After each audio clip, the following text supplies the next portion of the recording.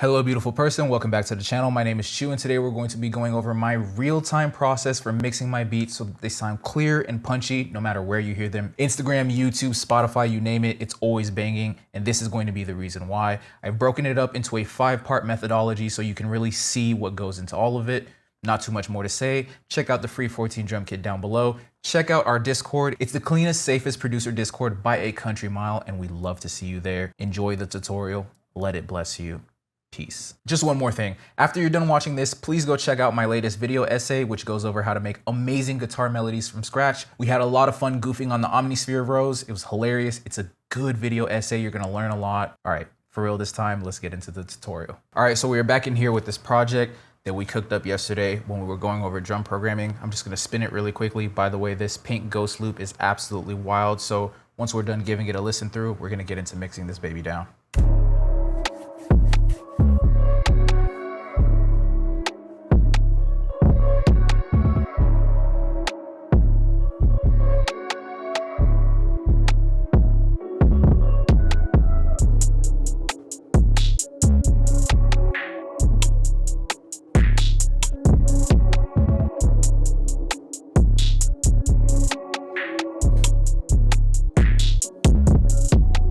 Great stuff. If you want to know more about the drum programming that went into that, again, go ahead and check out the tutorial from yesterday. I will also link it below. And if you want to know how this melody was made, the homie Pink Ghost actually has a full tutorial on how he made this exact melody. It's crazy. I will link that down below as well. And by the way, if you hear a little bit of noise, it's because it's literally like Zeus is having like a legit breakdown outside. So, or I guess him and Poseidon are boxing. So if you hear a little bit of noise, there's a storm outside. So the first thing I want to talk to you about is the fact that we do have some soft clipping settings going on here. We did talk about it a little bit yesterday, but if you want to know how to build a really good soft clipping chain for your beats so that your stuff is just hitting harder, much louder, check out the blog post I have linked below. It's one of the first links in the description. It will teach you for free on that blog post how to make one of these chains in like 3 to 5 minutes. And if you've never done it, if you've never gotten to soft clipping before, it's going to make your stuff sound amazing compared to what you're doing now, just because brick wall limiting and soft clipping is the sound of modern music. Wanted to let you know right when we get started with the mixing that there is a soft clipper, and I do recommend always mixing into your soft clipper. As soon as you begin to bring drums in, that's when I would recommend getting that soft clipper on there, just so you know what everything's gonna sound like. And then it helps with this first process that we're gonna talk about, which is gain staging at the level of the channel rack. So that's a level 1 gain staging concept. You know, it's one of the most basic root levels that we can do leveling in, and then gain staging is just gain adjustment by stages or leveling by stages, right? I normally would do this while I'm programming, but I held back as much as I could so that we could demonstrate it today. So what I'm gonna do is solo everything. So we're just gonna go ahead and turn off the melody because we already had that routed. So I'll usually start with the 808. And when I'm doing this, I'm not even necessarily looking at any mix faders, right? I'm really just looking at this meter up here that FL Studio has. And I'm thinking, okay, I want it to be loud and punching, but I don't want it to be like right at the ceiling because there's gonna be one thing that's louder, and that's gonna be the kick.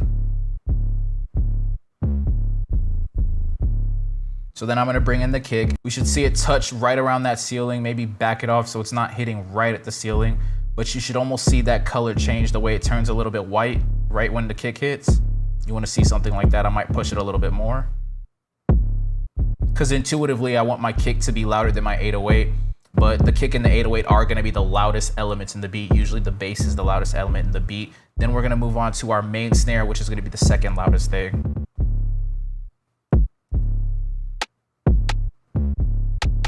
So when this hits, I just don't want it to be like peaking louder than say the kick really, or the 808 honestly, because it's gonna be more quiet than those bass elements.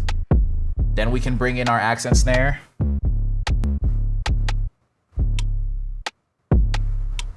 So I'm doing a little bit of listening here. I'm just trying to make sure that it's still present, but not more powerful than the main snare, and definitely not more powerful than our bass elements, right? And then the hats are the last thing. Let's start off with this bounce hat. Again, this is more of a listening thing because it's gonna be difficult to see in this meter. I want it to be present, but not louder than my main snare. And then this pace keeping hi-hat, it's just gotta be lower in terms of actual gain than that bounce hi-hat, and that's easy. I just turn it down in volume. I don't even really have to look at it, but I can do a little bit of listening to see where I really want it. Excellent. And since the melody was already routed in here with a few effects, we can just level this a little bit. It's a little just way too loud for right now.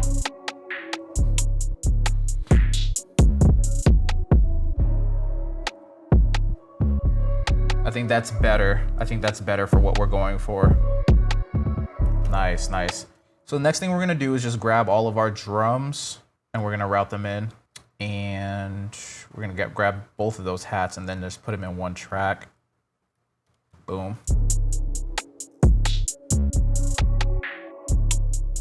Excellent. So what we're gonna do is we're gonna set up some signal flow, and this gets into step 2, which is signal flow. There's a deeper signal flow guide down below. I'm gonna try to work through this so that it's built in and seems a little bit more intuitive than just doing a full signal flow guide. What we're gonna do is we're gonna set up a bus by just making sure our melody track is selected and then selecting route to this track only. Now this would be a lot more relevant if we had multiple melodies, but one of the main points and purposes of creating a bus is so that you can route a certain amount of tracks or a certain selection of types of tracks to one kind of composite track so that you can apply composite effects to it, right? So if we had multiple melodies, we could like apply just the consistent EQ to everything without needing to put that effect on everything. And it just makes everything sound cleaner in the mix. And that's one of the big things about signal flow that's gonna improve your mix. You'll see it be a little bit more relevant for the drums that we have here because we have multiple drums and stuff like that, but I did want to explain what exactly is going to be going on. That being said, I'm just going to drag over some bus presets that we have here in the Centerfold drum kit. I'm going to use this melody bus. Great. And again, that's just stock stuff that you can learn to do on your own. Again, check out some of my signal flow guides down below. It's going to teach you a lot of good stuff about it. And again, same thing, we're gonna do route to this track only. And so what's happening is it's all going to this track and then this track is feeding into the master. Whereas before, and you might not see it because my screen is in the way, but I don't feel like going back and forth to OBS, but it's very, like you'll see that like most of your tracks are always going directly to the master. So you could literally just click that arrow that's right above the master for any track to unplug it. So if I do that right now for say the melody bus, right? Melody's gonna turn off, but then if I route the melody bus to something that's routed to the master, it's gonna come back on, right? But you know, there's no purpose to do like multiple levels of signal flow for this particular thing, although you can get very wonky with it. I'm just gonna reroute the melody bus back to the master so that it's making sound directly into the master, and that's kind of how that entire thing works. All of that's set up, and so I'm gonna do one more thing. I'm gonna go ahead and turn off the melody bus so it's only the drums, and I'm going to put on a send for this drum bus. So the difference between a send and a bus is that a send is going to create the purpose of a send is to create a duplicate copy of the entire signal so that you can add effects to it and have that running parallel to the dry signal. And that's that whole concept of parallel processing, and that's where you get parallel compression from. It's a little bit wonky, a little bit too sciencey for what we're talking about, and I don't want to blow anyone's mind more than I probably am right now, right? So right before we get into that, let me drag over one more bus chain. Nice, sounding really powerful. So what this is gonna do, and we'll route our drum bus into this drum room verb now. And it's added some reverb. It's gonna create some stereo for our drums. I usually do not recommend things like panning your trap drums or adding reverb to really any of them. But this is a technique that a lot of engineers use, and you're going to hear this in pretty much all finished songs in general. Like there's gonna be some kind of like room reverb on the drums because that just sounds really good. It fills up the spectral space. A lot of people try to imitate that effect by adding goofy effects like chorus or doublers to the hi-hats when that's really not happening. It's literally just stereoized through like basic ass reverb or convolution, right? So that's the purpose of that. It's a little bit difficult to hear with the kick and the 808. So the best way to do this right off the bat is just to like listen to it with just the hats and the snares and stuff like that, and then really try to level it in.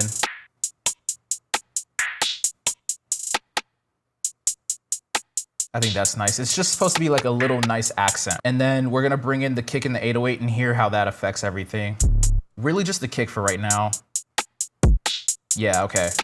because that sometimes the kick can be too reverb, but it seems like we got it really nicely with this EQ. And we could even do the same thing for the melody bus. We've talked about convolution a bit in this channel, so I think you guys should know a little bit of what I'm about to do. I'm just gonna, you know, use basically some spectrum management to create a little bit more width with this melody without doing anything goofy to the main signal. So what I'm gonna do is create a send off of that melody and then add this composite convolver effect, and then let's just grab a preset that I usually like using from here, and I'll turn down the dry signal because I don't want it to be dry at all. And that's just like a little bit like a flavor of reverb to just make it sound a little bit more wide, to seem a little bit more wide. That's gonna be more felt than heard, and that's kind of the point of doing something like that. So let's just level it in.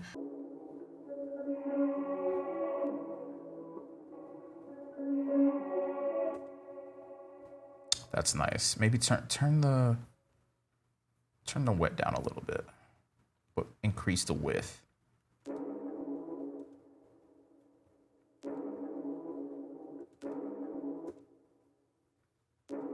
Now we can turn it up.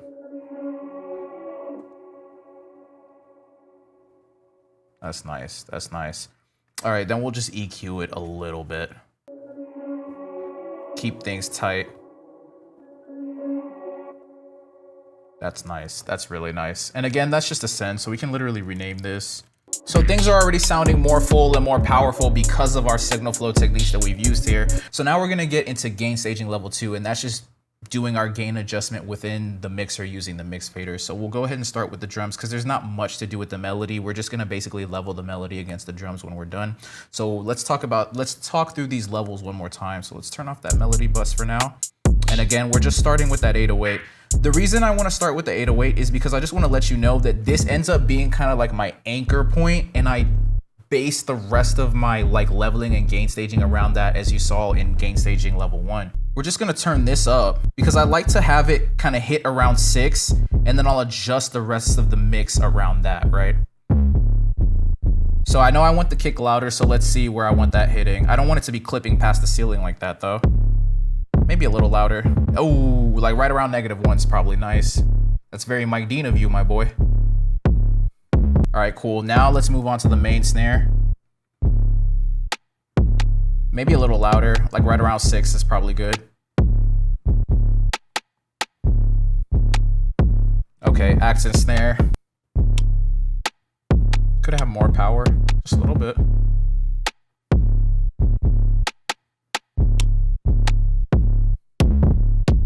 So something we have to talk about is I actually got ahead of myself a little bit, but I don't feel like going back. So we're just gonna mix everything in because this is real time how I would do it in the workflow if I forgot to do it. Something I like to do is really try to manage my EQ. I will usually do a low cut on all of my drums that are not like low end instruments. And this is gonna be like basically imperceivable to you, but what it's gonna do is it's gonna free up that much more gain on the low end to allow your kicks and 808s to sound just that much more punchy. And you're not gonna ever really notice it, but it's one of those things that's more felt than heard again. That's because EQ is just gain staging by frequency. So that's why I take my EQ very seriously. Let's see. Another place you would do it is like here on the send for the room verb, but we've already done that here. So let's see, is it done on the melody? Yeah, I'll usually do it on the melody bus convolver. We could do it right there too, even though we've kind of already EQ'd, just like one more composite equalizer. Very small thing, but people who do the small things consistently and take it seriously are usually the people that are gonna be making the most progress, right? So I like to habituate little things like that. Let's get back into gain staging level 2, and then we'll finish off with equalization level 2, which I think will be a little bit more intuitive for you actually. So let's get back to it. We only had one more thing to level in here, which is this hat. So this is just, again, I don't want it to be louder than any of my snares for the most part.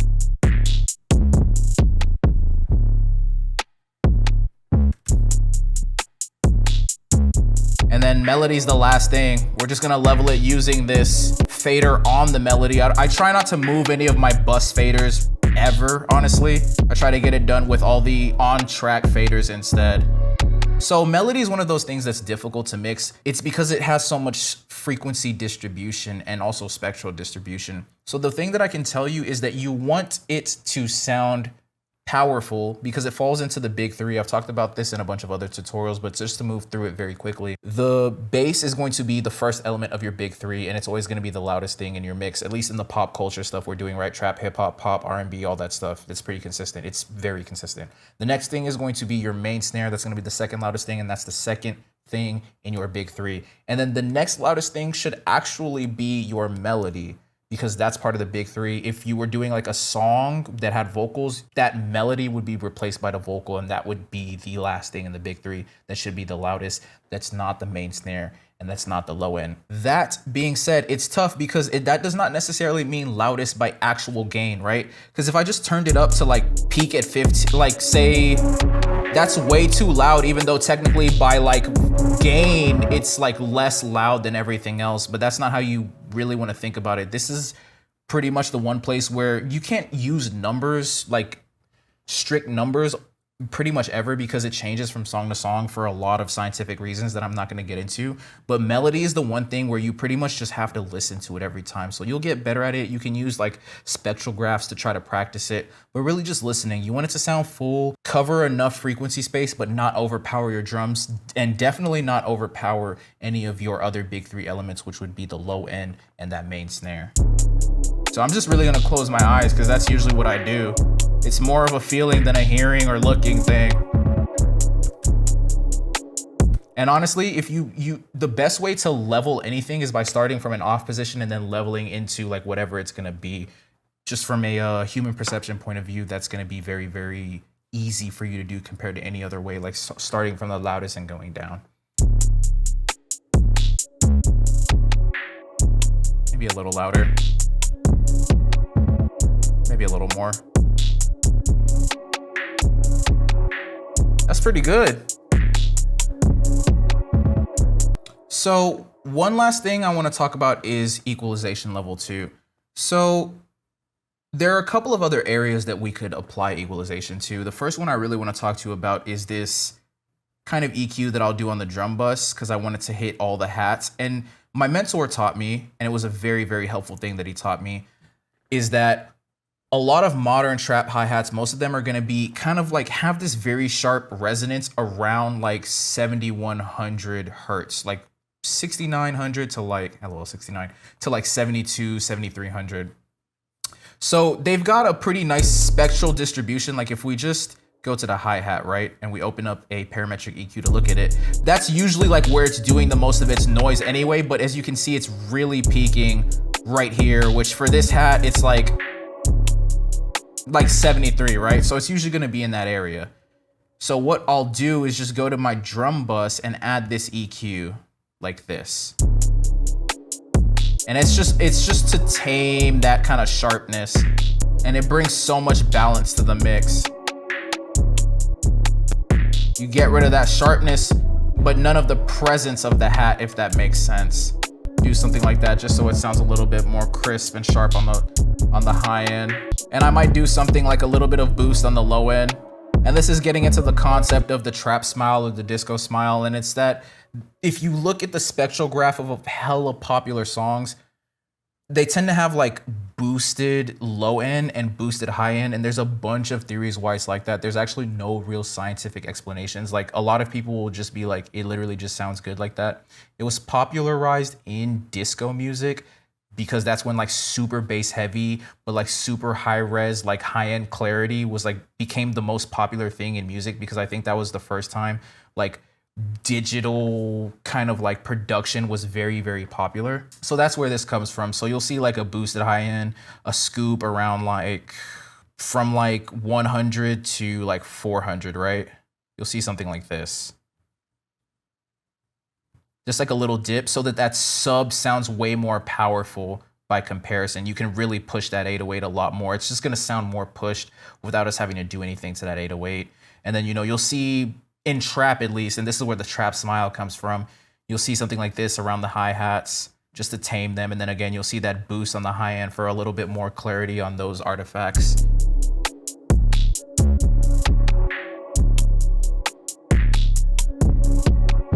And then we can take this one step further actually, and we can finish our trap smile. And that's why I have this EQ built into this chain, is like a kind of a stock trap smile that you can build on your own. But what we're gonna do is just find a couple more areas to peak. And what my mentor taught me is that right around 2000, you can do a little bit of peak, and then like right around 500, because those are like super sweet spots for the mid-range. And a lot of the beauty happens in the mid-range. A lot of the nice harmonies happen around those frequencies. So putting boost on those. This isn't like the most technically sound way to equalize your music, honestly, but if you open up spectral graphs, you'll see that this is pretty consistent across like many popular songs. I am working on a blog post actually for the Sith newsletter that's gonna explain this on a much deeper level than I'm doing right now. So if you're not already part of the Sith, hit the description down below to join. But yeah, this is just gonna make your stuff sound a little bit more clear, a little bit more punchy, a little bit more vibrant and interesting.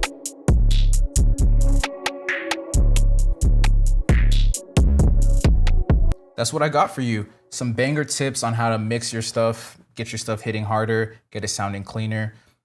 If you have any questions, let me know down below. I'm getting into answering more questions in the comments and just getting better ideas for videos, because I've just been like on a run of making content and I want to keep it going, honestly. It's just fun. Again, I hope you got a lot out of this. Check out the description below for a bunch of freebies, especially that blog post about soft clipping. I'm telling you, it's a game changer. A lot of people are already telling me it's a banger. That's a free preset straight from the Centerfold drum kit, actually. So I really hope you enjoy the gift.